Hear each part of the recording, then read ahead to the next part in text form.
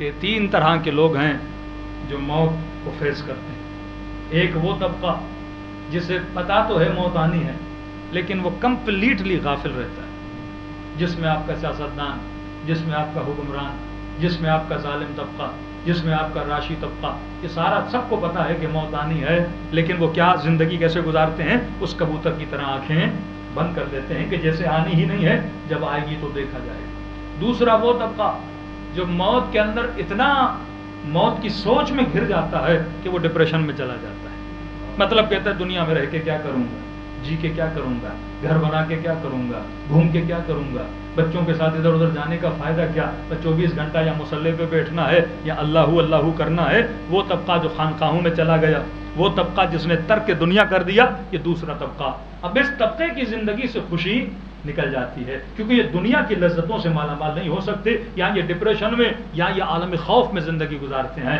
اب فرماتے ہیں پہلا طبقہ جس نے موت کو بھلا دیا، کم از کم وہ دنیا کا مزہ تو لیتا ہے، لیکن یہ جو طبقہ ہے اس کی دنیا بھی گئی، اس کی آخرت بھی گئی، خسرت دنیا والآخرہ ہو جاتا ہے۔ تیسرا طبقہ صاحبان بصیرت کا طبقہ، اور اہل بیت علیہ الصلوۃ والسلام والا، سلمان والا، جناب میں سمیت تمام والا طبقہ، یہ وہ طبقہ ہے جو نہ موت سے ڈرتا ہے نہ موت کو بھلاتا ہے۔ یہ طبقہ موت کو ایک مرحلہ سمجھتا ہے، ایک اسٹیپ سمجھتا ہے کہ موت ایک مرحلہ ہے، ہر کسی نے آنا ہے اور گزر کے چلے جانا ہے، اور اس مرحلے سے گزرنے کے لیے کیا کرتا ہے؟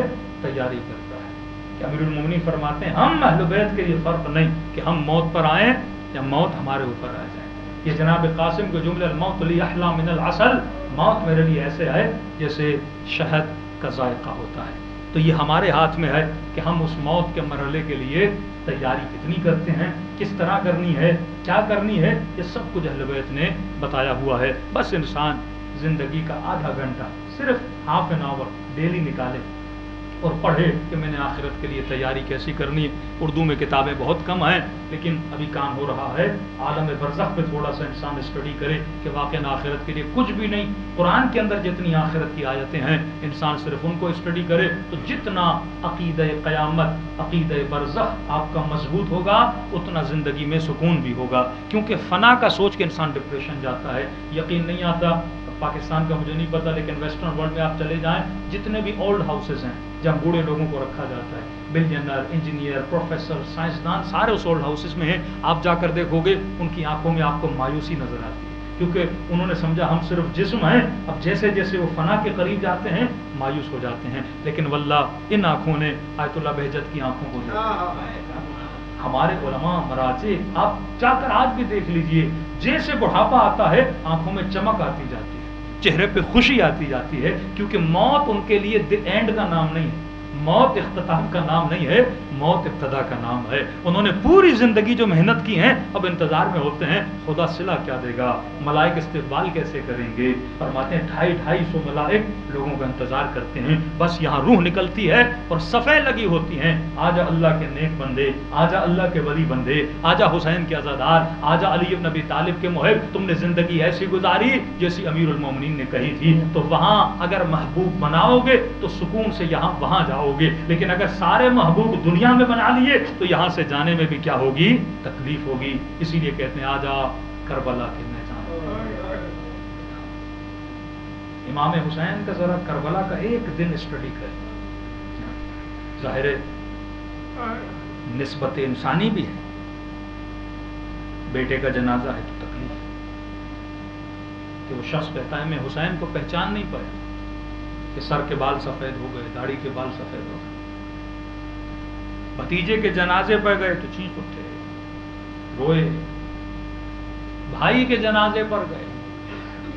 یہ میں نے کئی روایت پڑھی ہے کہ عربی میں لفظ بکا بھی ہے، بکل حسین، امام حسین روئے، لیکن روایت کے جملے ہیں کہ جب حضرت عباس کے جنازے پر پہنچے اور جب کٹے ہوئے بازوؤں کو اٹھائے، لکھنے والے نے یہ نہیں کہا کہ بکل حسین، حسین روئے، فرمایا صرخ الحسین، حسین نے چیخنا شروع کر دیا، اور فرماتے جب امام کی آوازیں بلند ہوئی تو لشکر اشقیاء نے ہنسنا شروع کر دیا۔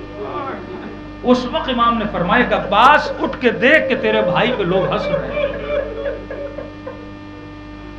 لیکن وہی کربلا کا راوی جو کہتا ہے کہ جب میں نے امام حسین کے سینے پہ ظالم کو بیٹھتا ہوا دیکھا تو کہتا ہے جب چہرے مبارک امام پہ نگاہ پڑی تو میں پہچان نہیں سکا یہ وہی حسین ہے جس نے اکبر کو اٹھایا، یہ وہی حسین ہے جس نے عباس کے کٹے ہوئے بازو اٹھائے۔ کہا ایسا اطمینان تھا کہ جیسے حسین پہ کوئی مصیبت گزری ہی نہیں۔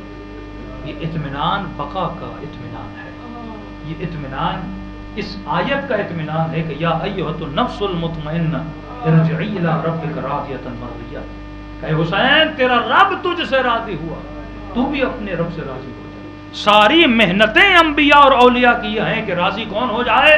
رب راضی ہو جائے۔ اور جب یہ نبی اور امام سنتا ہے کہ میرا رب مجھ سے راضی ہے تو چہرے پہ خوشی کے آثار آتے ہیں۔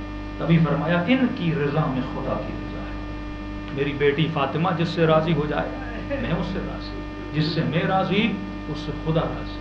آج ہم جس کو راضی کرنے کے لیے تک و دو کریں وہ رضایت امام زمانہ ہے، جس سے فرزند زہرا راضی اس سے خدا راضی۔ اور فرماتے ہیں ہم تمہارے اس عمل سے بھی راضی ہوتے ہیں جب تم اپنے گھروں میں فرش رضا بٹھاتے ہو، جب تم اپنے گھروں میں میرے جد امام حسین کا ذکر کرتے ہو۔ میرے چھٹے امام کی بہت پیاری روایت، اور میں ابھی ذاکر نے مسائب پڑھے نہیں پڑھنا چاہتا، ابھی تو رویا نہیں رونا چاہتا، پر میں تم سب کے سروں کے پیچھے میری دادی زہرا کھڑی ہو اور دعا کے لیے ہاتھوں کو بلند کر کے خدا یہ میرے حسین کا زہرا ہے، میں زہرا اس سے راضی، تو بھی اس سے راضی ہو۔